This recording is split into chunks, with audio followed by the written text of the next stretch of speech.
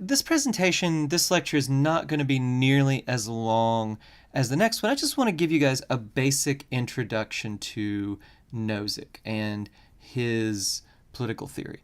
So in the first slide, we'll talk a little bit about Nozick's philosophy, what he says, just to be clear on how radical what Nozick says is, how strong it is. In the second one, we'll take a first pass at an argument for Nozick's political philosophy. Now, this is the version I'll give you guys to start with. This is the one that Dworkin offers. I'm going to be honest and tell you, I don't think the first pass at this argument is a very good one. I don't think that the way Dworkin presents it, it's very good.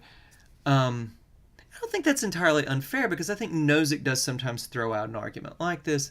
But in the next presentation, I want to delve more deeply. I want to see if maybe we can give Nozick a better argument. But let's start here, see what his position is. Let's take a pass at the not so good argument that Nozick might have for his position, that Dworkin seems to give him.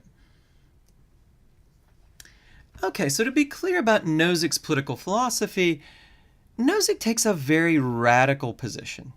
He says that most of what the government does, it really shouldn't.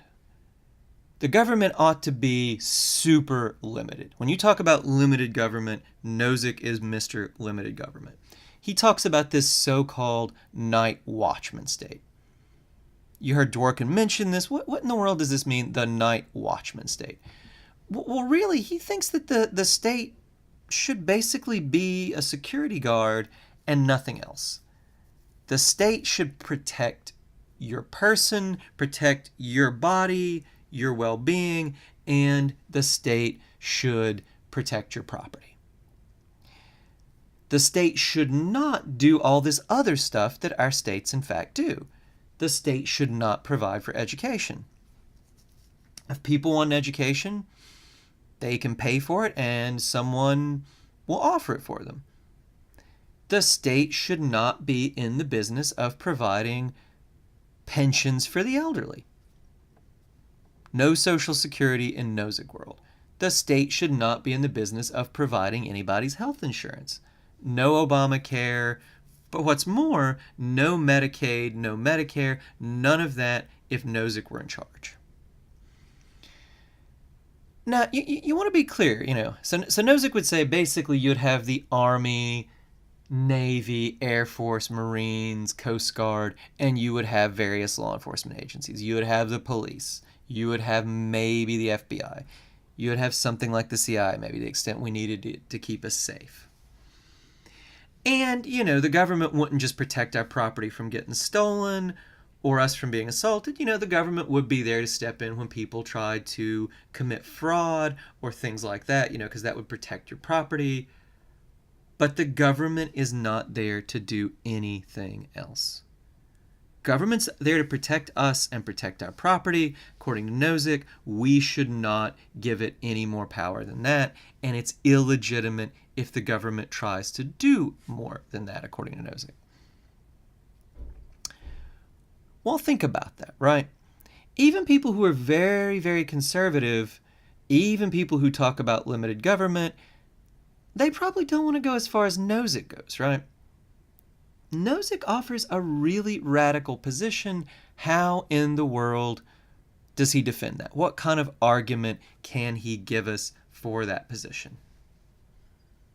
We'll go more deeply into his better argument for that position next time.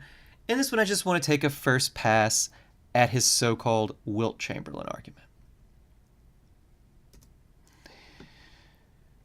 So, look, why we call it the Wilt Chamberlain argument? Well, because Nozick starts it by telling us a little story.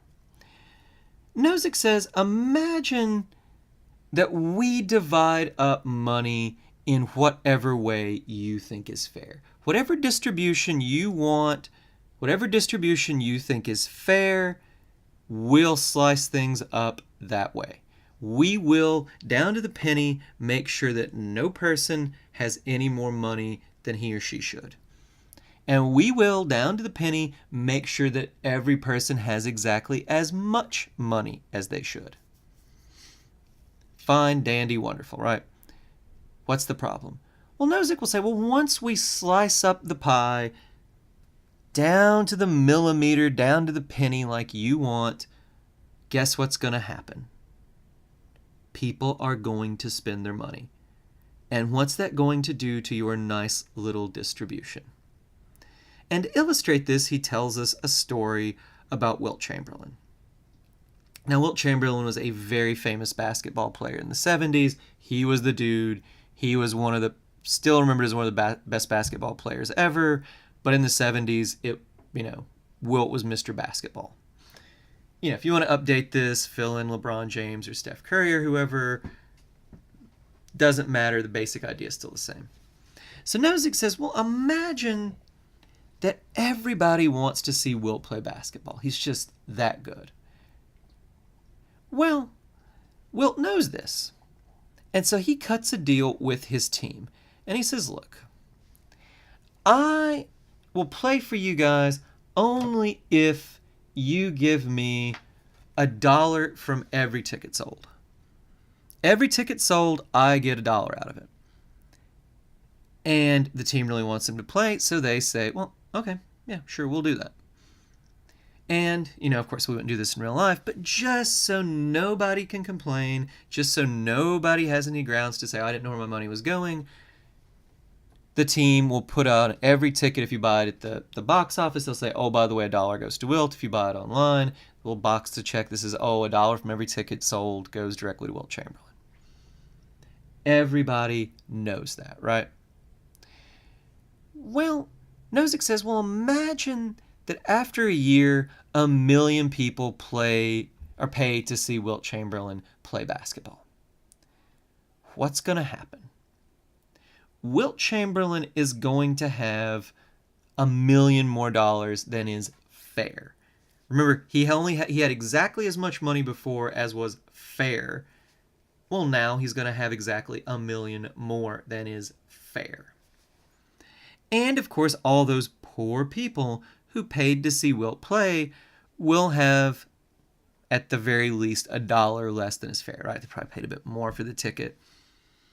The other players aren't paying. The other players aren't playing for free, after all. And Nozick says, well, look, what does this show? He says, well, this shows that maintaining equality, maintaining a fair distribution of income, it shows that if you get in the business of doing it, you're going to have to constantly step in and meddle. If you really wanted to ensure equality, you would have to come in and take every single dollar away from Wilt that he earned. Or you will have to come in and tell people that they can't spend that money on Wilt Chamberlain in the first place. But that's ridiculous, right? You're telling people that they can't spend their money on what they want. You're telling them that to maintain equality, they can't live their lives as they choose.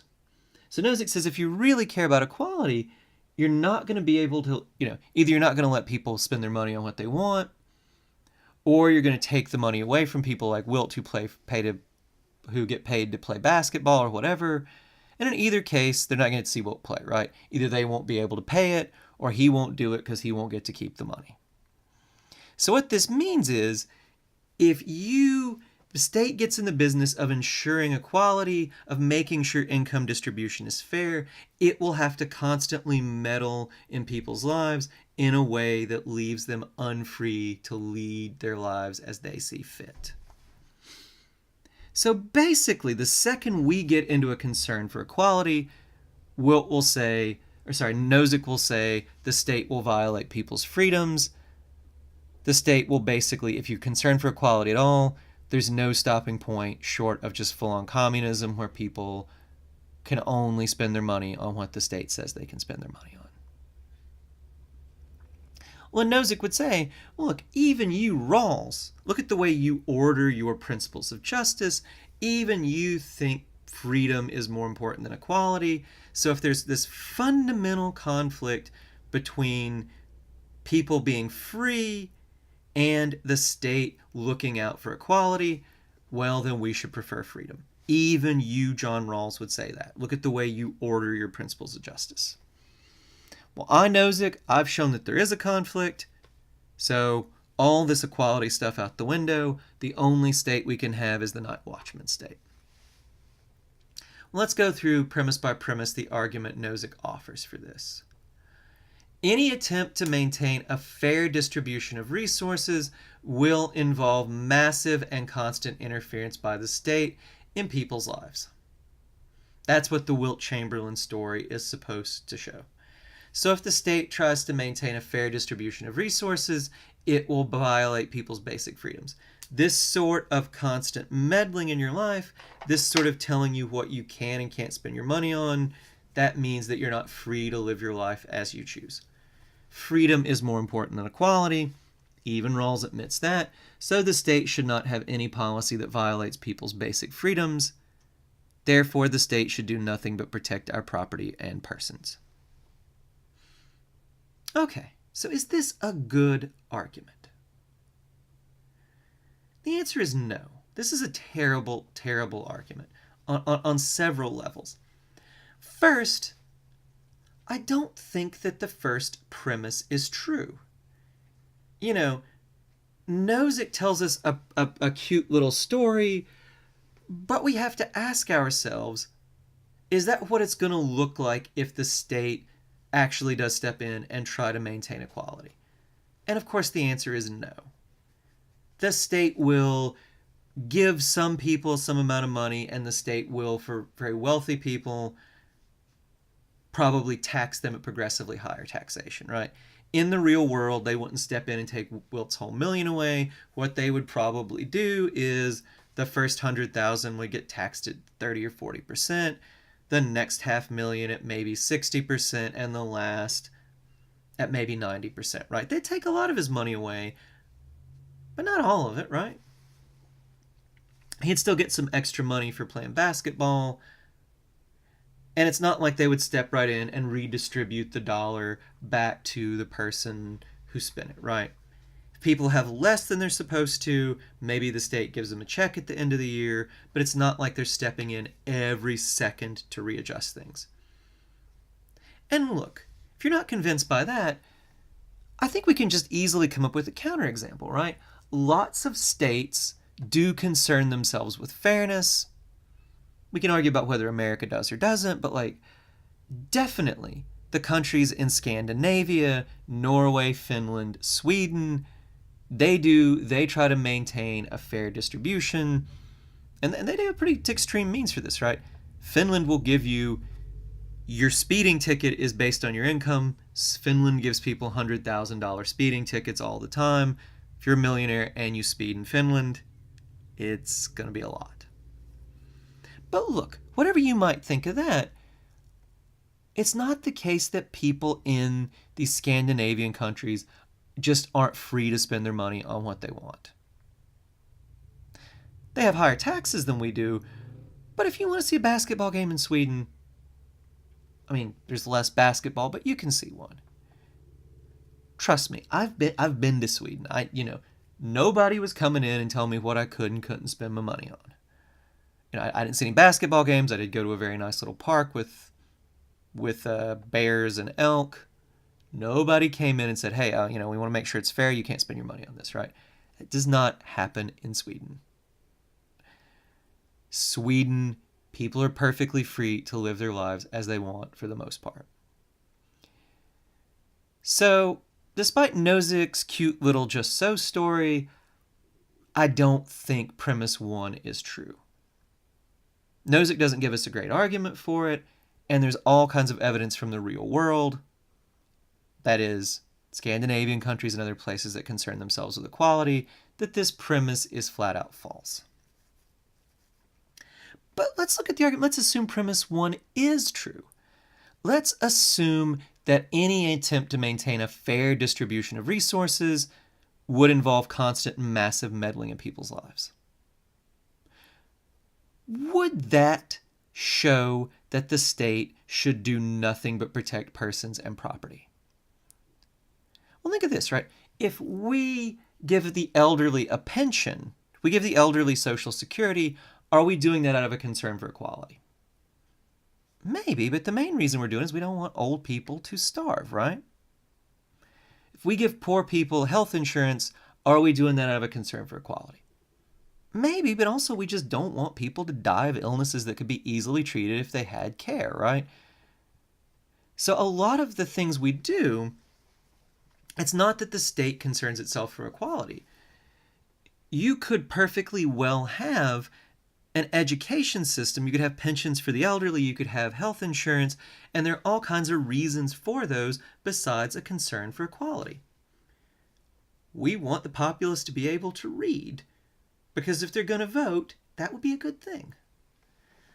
We don't want the elderly starving because, well, that's not what a decent society does. None of that necessarily involves a concern for equality. Or think about building roads. Do we build roads because we're worried about equality? No, we don't. We build roads to be able to get to places. So I just don't think it's at all true that, this argument shows anything like Nozick's night-watchman state, right? Even if the rest of the premises worked, and you got 4, there's a huge gap between 4 and 5. There are lots of things the state can do that aren't really concerned with equality, right?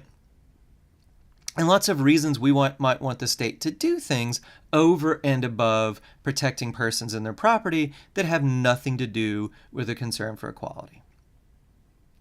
We don't build roads because we're concerned about equality, right? We build roads so we can get to places more easily. So I don't think the Wilt Chamberlain argument works. First premise isn't true, and even if it were, the conclusion does not follow from the rest of the argument. This does not do anything even close to showing what Nozick wants to show, which is that we should only have this so-called night-watchman state. Okay, though, I do think that we can extract, or maybe a better way to say this would be rebuild, a better argument from Nozick's Wilt Chamberlain case, and that's what we're going to do in the next lecture. I've been pretty hard on Nozick. I'm going to try to give him a better case for his position, and I'm also going to get more deeply into his political philosophy in the next lecture.